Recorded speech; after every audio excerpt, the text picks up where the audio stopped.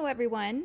I'm honored to be here with you today during our shared supervision to discuss a topic that is not only deeply important, but also transformative in how we approach trauma treatment for high school students. As you know, I'm currently serving as an MSW intern at SLO High, and I've also had the privilege of enrolling in Dr. Bessel Kolk's 7-month trauma certificate program. It's been an incredibly rich learning experience so far, and today I want to share some insights I've gained alongside the work of Dr. Ruth Lanius, a pioneer in understanding trauma's impact on brain networks. Trauma is something we encounter frequently in our work, and yet the ways we address it often fall short of meeting the needs of the students we serve. My goal today is to challenge us to rethink our approach and explore how we can complement cognitive strategies with body-centered practices to create a more holistic and effective framework for healing.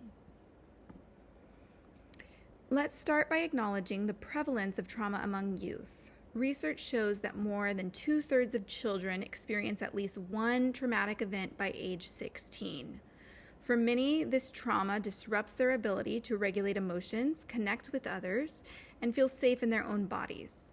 Trauma isn't just a psychological experience, it's a full body experience that impacts the nervous system, brain networks, and the way students engage with the world. While cognitive behavioral approaches like CBITS are effective for some, they often overlook the physiological imprint of trauma. Trauma resides in the body, and unless we address its physical effects, we risk leaving students stuck in survival mode, unable to access the tools we provide. Before we dive into how trauma disrupts regulation, it's important to understand the concept of the window of tolerance. Coined by Dan Siegel, this term refers to the optimal zone of emotional and physiological arousal where a person can function effectively. Within this window, the nervous system is balanced, allowing individuals to think clearly, regulate emotions, and respond to stress in adaptive ways. For high school students, staying within their window of tolerance means they can focus in class, engage socially, and participate meaningfully in therapy. It's a foundation for learning, connection, and healing. This concept helps us recognize that dysregulation isn't a matter of willpower or attitude, it's a nervous system issue. Trauma can significantly narrow this window, making it harder for students to stay grounded and present. Even minor stressors can push them outside this window into states of hyperarousal or hypoarousal. Hyperarousal occurs when the sympathetic nervous system is overactivated, leading to fight or flight responses. Symptoms include anxiety, panic, anger, hypervigilance, and emotional overwhelm. The body feels unsafe and constantly scans for threats even when none are present. On the other hand, hypoarousal is a shutdown state dominated by the parasympathetic nervous system. Symptoms include numbness, dissociation, fatigue, and emotional detachment. The body feels immobilized and disconnected from the world. Trauma survivors often switch between these extremes, unable to find balance within their window of tolerance. This dysregulation explains why many students struggle to focus, learn, or engage in therapy. They are operating outside their window where regulation is impossible. Before we move on, I want to pause and ground this in your lived experience. We've just explored how trauma narrows the window of tolerance and leads to dysregulation. But what does that actually look like in a school setting? Take a look at the first section of your handout titled Spotting Dysregulation in Students. Think about a student you've worked with who struggled to focus, connect, or regulate emotions. What did dysregulation look like in their behavior? This reflection helps us bridge theory with practice. It reminds us that what we often label as defiance, avoidance, or disengagement may actually be signs of a dysregulated nervous system. I'll give you a moment to jot down your thoughts, and then if you're comfortable, I'd love to hear from one or two of you.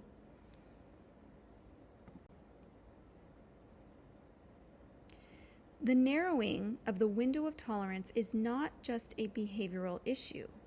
It's rooted in the neurobiology of trauma. Dr. Bessel van der Kolk's research provides critical insights into how trauma impacts the brain. In one study, he examined brain activity in traumatized versus non-traumatized individuals exposed to an unfamiliar, startling sound. For non-traumatized individuals, their brains showed coordinated activity between the left hemisphere, responsible for logic and reasoning, and the right hemisphere, which governs emotions and spatial awareness. The prefrontal cortex, the brain's rational control center, was active, enabling them to interpret the sound calmly and regulate their emotions. This kind of integrated brain activity is what allows students to stay grounded during stressful moments, like taking a test or navigating a social conflict. When the brain is regulated, they can think clearly, manage emotions, and respond adaptively. In contrast, the brains of traumatized individuals responded very differently. Their left hemisphere remained inactive, while survival-oriented areas, like the amygdala and brainstem, lit up intensely. The prefrontal cortex was largely offline, reflecting a hijacked brain stuck in survival mode. Instead of processing the sound rationally, their brains interpreted it as a threat, triggering raw emotional responses. This fragmentation of brain activity explains why trauma survivors often struggle to focus, regulate emotions, or distinguish past threats from present safety. Their survival brain overrides their thinking brain, making cognitive strategies ineffective during moments of distress. This helps explain why a student might shut down during a test, lash out during group work, or seem defiant when asked to participate. It's not defiance, it's survival. Their nervous system is reacting to perceived threat, even if the environment appears safe to us. We've just seen how trauma fragments brain activity and hijacks the survival system. Let's take a moment to reflect on how this shows up in behavior. Go ahead and find the second section of your handout, Reframing Defiance.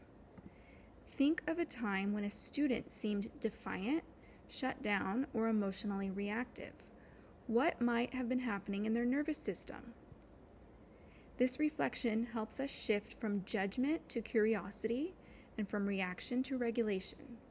Take a minute to write down your thoughts, and then I'll invite a few of you to share if you feel comfortable. Bottom-up strategies are essential. These approaches focus on calming the survival brain and regulating the nervous system before engaging the thinking brain. Techniques like breathwork, movement, and sensory awareness help students expand their window of tolerance, allowing them to stay regulated even in the face of stress or triggers. For example, slow, deep breathing activates the vagus nerve, shifting the body out of fight or flight mode and into a parasympathetic state. Rhythmic movement, such as yoga or drumming, releases stored tension and grounds students in the present moment. Safe, relational connections like attuned interactions with teachers and counselors help calm the amygdala and rebuild trust. Importantly, these techniques are simple, low cost, and don't require specialized equipment, making them highly feasible in school settings. They can be integrated into classrooms, counseling sessions, or even hallway check-ins. Just a few minutes of regulation-based activity can shift a student's entire day. We've just explored how bottom-up strategies like breathwork, movement, and attuned connection can help regulate the nervous system. But how do we bring these into the school day in a way that's practical and natural? Turn to the third section of your handout, Bringing Regulation into the School Day. Think about a moment in your day, maybe during a verbal check-in or a counseling session, where a student might benefit from a regulation-based activity. What could you try in that moment? These don't have to be elaborate. Even a few seconds of grounding or a moment of relational attunement can shift a student's entire trajectory. I'll give you a moment to reflect and write, and then we'll open it up for sharing. Let me share Alex's story to illustrate this. Alex, a 14-year-old freshman, endured complex trauma throughout his childhood, leaving him hypervigilant, emotionally numb, and disconnected from his peers. When enrolled in CBITS, Alex struggled to engage. The program's cognitive focus overwhelmed him, and revisiting painful memories re-traumatized him. His nervous system was stuck in survival mode, making it impossible for him to access the tools CBITS offered. Recognizing that Alex was stuck in a dysregulated survival state, his counselor introduced body-centered interventions, tools designed to calm the nervous system and restore a sense of safety. Alex began with breathing techniques, which helped activate his parasympathetic nervous system and shift him out of fight or flight. He also engaged in rhythmic activities like drumming, which provided predictable, repetitive sensory input. Rhythm is powerful. It helps organize the brain, regulate arousal, and create a sense of internal stability. For trauma-affected students, rhythm can be one of the most effective ways to reconnect with the body.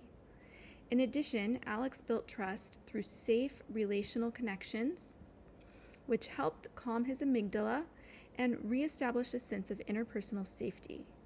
Over time, these practices allowed Alex to regulate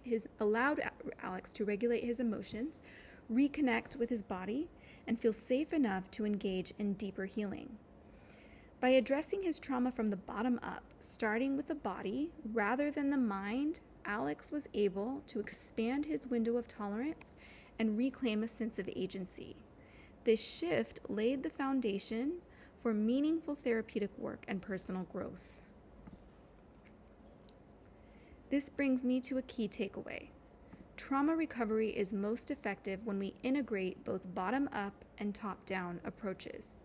Cognitive behavioral intervention for trauma in schools, CBITS, offers valuable cognitive tools, helping students reframe thoughts, build coping strategies, and process experiences. But for many trauma-affected youth, those tools are not accessible until the nervous system is regulated. That's where body-based practices come in.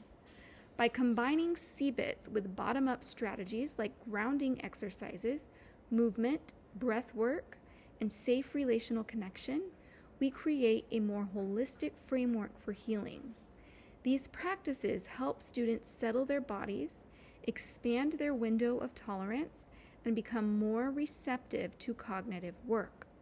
Starting sessions with regulation-based activities, even for just a few minutes, can make a profound difference. It's not just about calming the body, it's about creating the conditions for learning, connection, and growth. This dual approach addresses both the physiological and psychological dimensions of trauma, empowering students not just to cope, but to heal and thrive. We've covered a lot today, from neurobiology and dysregulation to body-based strategies and real student stories. Let's take a moment to turn insight into action. Turn to the final section of your handout titled From Insight to Action. What's one shift you'll make in your trauma-informed practice this month? It could be a new strategy, a mindset shift, or a way you show up differently with students. I'll give you a minute to reflect and write. If you're comfortable, I'd love to hear a few of your commitments. Small changes can ripple outward in powerful ways. As we conclude, I want to challenge you to rethink how we approach trauma treatment. Trauma is not just a cognitive experience. It's a full body experience that impacts every aspect of a student's life. By integrating body-centered practices into programs like CBITS, we can create a more effective, compassionate, and transformative approach to trauma recovery. I look forward to working together to ensure that every student has the opportunity to heal, feel safe, and reclaim their sense of agency. So, I'll leave you with this. What's one body-based strategy you could try with a student this week? Whether it's a breathing exercise, a grounding technique, or a moment of attuned connection. Small shifts can lead to big change. Thank you.